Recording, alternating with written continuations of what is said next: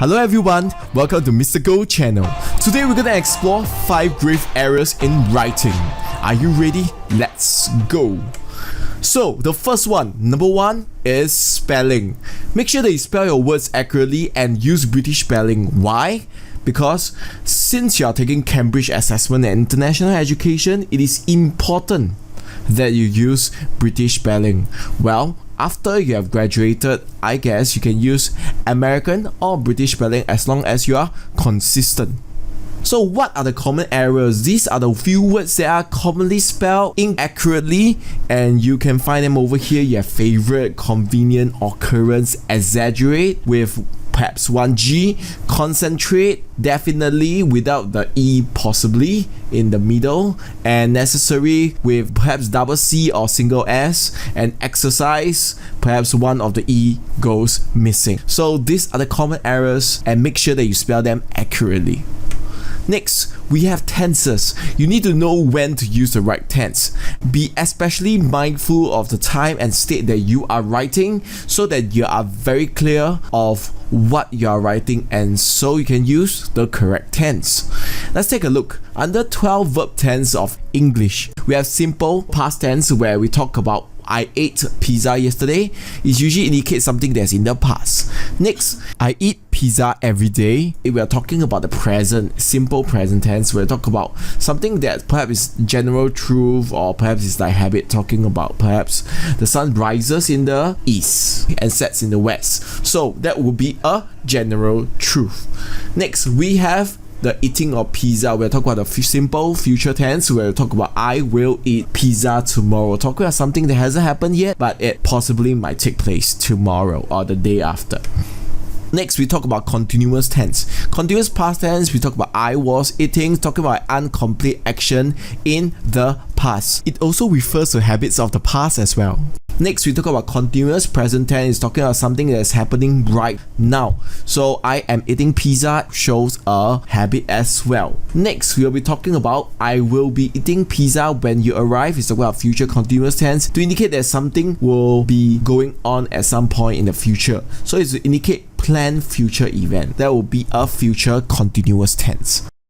Next, we have the 9th one, we have perfect tense. In the perfect past tense, we have talked about I had eaten all the pizza when you arrived, a completed action that has taken place in the past. So this take place before another event happened. When we talk about present perfect, it is to indicate a past action that is perhaps happening now, but by now it should have been completed or has continued up to now where it's being completed. So when I say I have eaten all of the pizza, it indicates that pizza is already gone.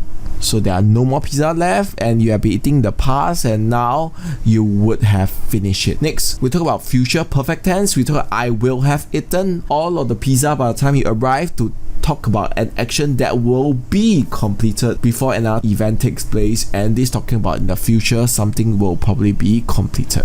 Last but not least, we talk about the perfect continuous tense. We talk about the past perfect continuous tense. I had been eating. It's talking about action that has happened in the past, but it has been continuing for some point of time all the way to that time and probably would not have been completed yet. I am not sure because it's not indicated. So I have been eating is talking about the time period is eating. So by the time the arrival happens, the person has been eating and probably still have been eating. Next, we talk about present perfect continuous. We talk about I have and been eating, talking about perfect continuous. The been is talking about perfect, the continuous refers to the ing of eating. Present perfect continuous refers to action that has started at some point in the past and may or may not be completed at the point we are speaking right now in the present. But we're talking about the future. I will have been eating pizza for 2 hours. It's talking about something that will be happening in the future and the action has been going on for some time, and by the time you reach a certain point, it is not yet complete. So that time or that predetermined time that you are talking about is not really indicated, but in this case it's indicated. It's talking about when you arrive. That is the point of time. It will not be completed, the eating of the pizza. Next, we are talking about subject-verb agreement. So a subject-verb agreement generally talks about its subject and its verb must be both singular or both plural. So they need to agree in terms of singularity or plurality. So he goes, she goes, they go. So the subject is he, she, and they. So for singular, such as he and she, it goes with the letter S to indicate singular, goes and goes. For plural, you have go, which indicates plurality. Same goes for it, is, and they are. Then we come to another tricky area where we talk about all. When we talk about a general situation where all is well, we use singular because we are talking about one singular situation and it can be replaced by the word it. But when we talk about multiple people, when we talk about all are infected, then in this case we are talking about many people and all of them, every single one of them is infected. In this case, all is generally depends on the writer's reference. So next we talk about prepositions. Prepositions talk about a word or phrase that shows direction, time,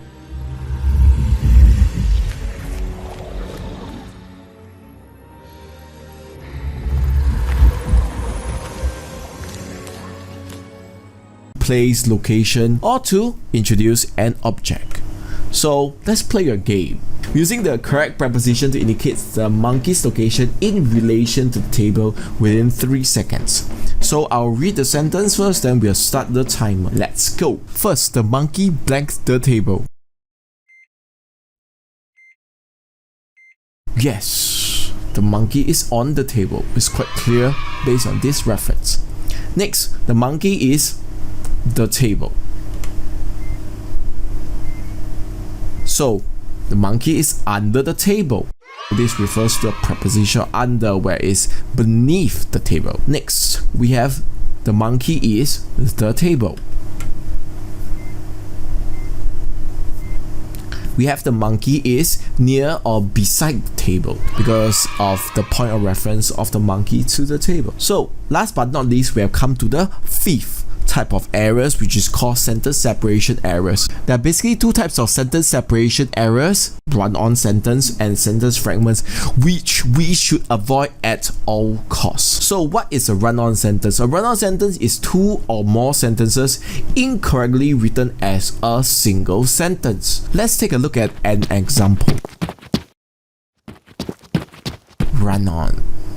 I love to eat, comma, he loves to eat too. So this is counted as one sentence. It should be rewritten as two separate sentences. Instead, it should be I love to eat, full stop, he, capital, loves to eat too. Two different sentences should be separated. So this is an example of run-on sentence. Next, what is a sentence fragment? A fragment is basically a group of words that might lack a subject or a verb, or does not make a complete thought.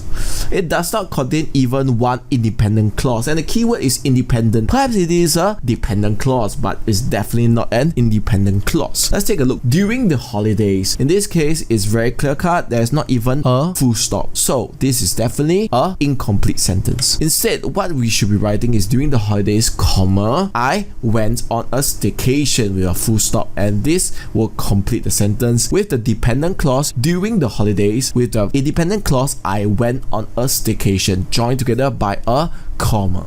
Peter walking beside his brother.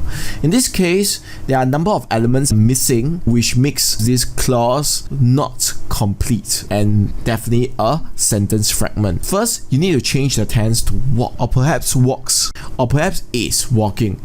So the tense here, walking, is a continuous tense which cannot stand by itself, and next you need a full stop. Without that full stop, the sentence is incomplete. It will probably be a sentence fragment. Please take a look at the summary now and go through the 5 different errors. Thank you very much. We have come to the end of the video, and I hope you are clear about the 5 grave errors. Have a very good day and bye bye.